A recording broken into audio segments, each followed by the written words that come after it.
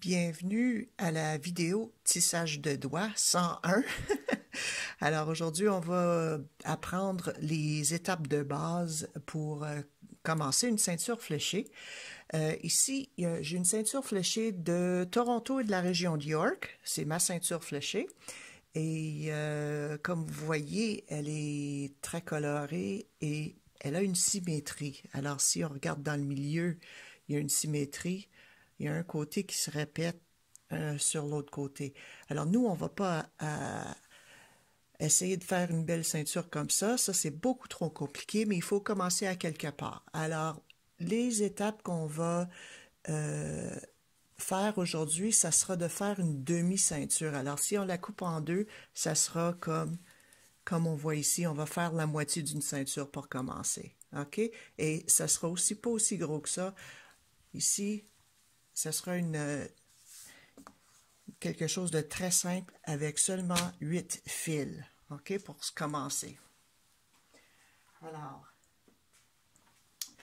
ce que je fais d'habitude, moi, je prends deux couleurs. Et pour les élèves qui ont de la difficulté à distinguer les couleurs, je prends deux couleurs qui se contrastent assez bien.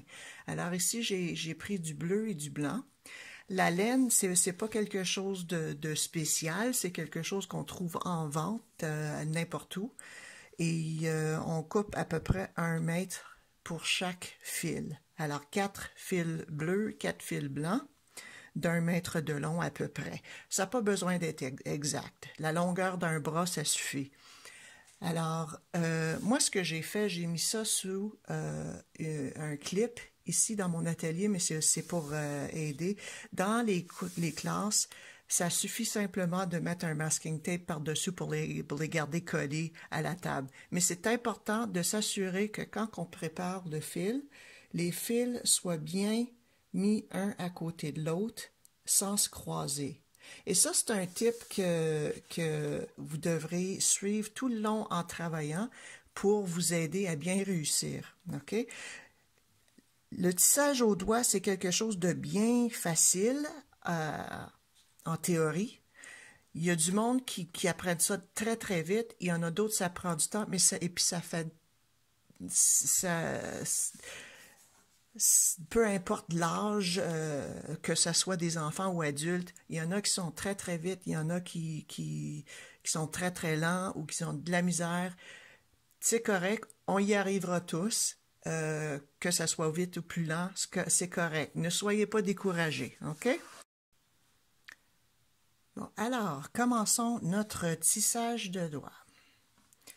Bon, alors, vous voyez que nous avons 8 fils. 4 bleus, 4 blancs. Et pour commencer, je vais, avec ma main gauche, je vais ramasser tous les fils bleus. OK? Les fils blancs, je les laisse à la table. OK? Ma main gauche est occupée. Alors là, avec ma main droite, je vais prendre le fil de droit et je vais le passer en dessous des fils bleus et par-dessus les fils blancs. Et je vais le déposer à la table et je remets mes fils bleus sur la table, un à côté de l'autre. Je vais m'assurer que les fils ne se croisent pas. Si je regarde de haut en bas et de bas en haut, je m'assure que mes fils sont bien placés un à côté de l'autre. Alors, le fil blanc est rendu à la gauche. Alors, cette fois-ci, je vais prendre tous mes fils blancs, parce qu'on commence avec la couleur de la gauche. OK? Main gauche, couleur de gauche. On ramasse tous les fils blancs en s'assurant que les fils bleus restent dans leur place sur la table. Je serre juste un petit peu. Pas besoin de tirer fort, fort. Ce n'est que de la laine, OK? On n'est pas prêt à attacher quelque chose à un arbre, là. On travaille avec de la laine, c'est tout. Alors, on tire un petit peu. Là, ma main gauche est occupée. Alors, avec ma main droite, je prends un fil seulement de la droite et je le passe en dessous. Et là, je m'assure que les fils sont bien replacés. OK? Les fils sont bien replacés à la table.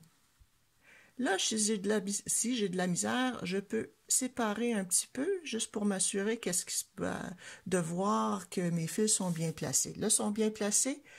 Alors, je continue. Mon fil à la gauche, c'est le fil bleu encore. Alors, je prends tous les fils bleus. Je les lève. Je peux séparer un petit peu, tout doucement. Avec la main droite, je prends mon fil blanc, je le passe en dessous. Et là, il y en a d'entre vous qui ont sûrement remarqué qu'on travaille toujours de droit à gauche. On ramasse de la gauche, on base ce qu'on ramasse de la gauche, mais quand je passe le fil, c'est toujours de droit à gauche. OK? C'est parce que, encore une fois, on fait la moitié d'une ceinture. Si on faisait toute une ceinture fléchée, on commencerait du centre ou bien des côtés, dépendant de la technique que vous préférez et du design que vous voulez faire. Mais là, pour notre instruction aujourd'hui, pour commencer, ben, il faut commencer à quelque part et c'est comme ça qu'on commence. Bon, alors, là, je vais continuer à en faire pour montrer. Et puis, vous allez voir comme c'est simple, simple, simple. OK? Alors, une autre fois. Et là, bon, là, vous allez commencer peut-être à voir qu'il y a un patron qui commence à sortir de mon design. OK? Pour faciliter la tâche et pour pas que vous restez assis là à me regarder faire, je vais continuer la vidéo un petit peu plus vite.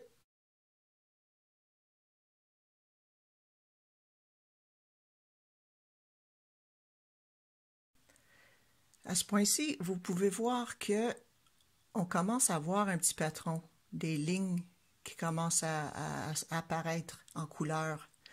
OK? Là, on peut continuer jusqu'à la fin, jusqu'à temps qu'on aille fini. Mais là, je vais vous montrer comment finir, OK? Parce qu'il y a des étudiants qui finissent vite, il y en a d'autres qui finissent pas vite, mais c'est correct, on vous montre ça. Alors, pour finir, tout ce que j'ai à faire, c'est de prendre un bleu puis un blanc. Je fais un petit nœud. OK?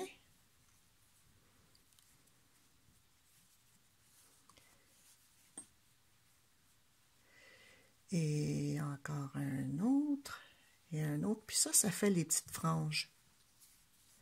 Des fois, quand il y a des étudiants qui font très, très vite, je leur donne des petites perles qu'ils peuvent mettre dedans. Parce qu'il y a des histoires de voyageurs qui mettaient des petites perles ou bien des coquilles dans leur ceinture fléchée quand ils étaient partis à la traite de la fourrure.